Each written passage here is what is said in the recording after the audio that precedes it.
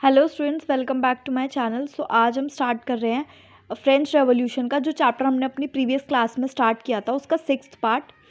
आज का हमारा टॉपिक रहने वाला है रेवोल्यूशन एंड एवरीडे लाइफ। सो इससे ये समझ रहे हैं कि मतलब जो रेवोल्यूशन जो हो रहा था फ्रांस में क्या, और उसके साथ साथ जो एवरीडे लाइफ, लोगों की लाइफ में क्या क्या चेंजेस आ रहे थे, क्या क्या लॉज बने थे, उन सब के बारे में बताया है इसमें। ठीक है। सो इसमें ये है कि can politics change the clothes people wear, मतलब कि जो पॉलिटिक्स थी वो क्या लोगों के पहनावे को, उनकी लैंग्वेज को, जो वो बोलते हैं या जो बुक्स वो पढ़ते थे उसको चेंज कर सकती थी। तो 1789 में क्या हुआ, फ्रांस में बहुत सारे चेंजेस आए in the lifes of men women and children.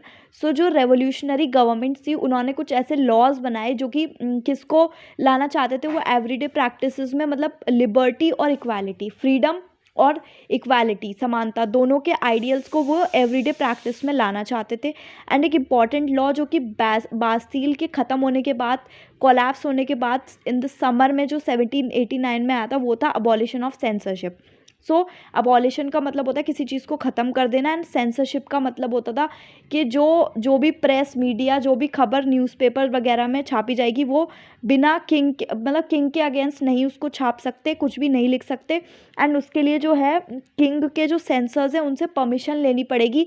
वो जब परमिशन देंगे तभी जो है वो आर्टिकल, वो पर्टिकुलर आर्टिकल पब्लिश हो सकता है, या तभी जो है प्लेज वगैरह परफॉर्म हो सकते हैं।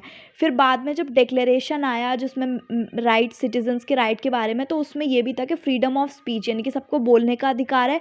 एंड एक्सप्रेशन, एक्सप्रेशन मतलब वो अपने भाव को, उनको भाव को भी व्यक्त कर सकते हैं, तो उसको एक नेचुरल राइट बना दिया।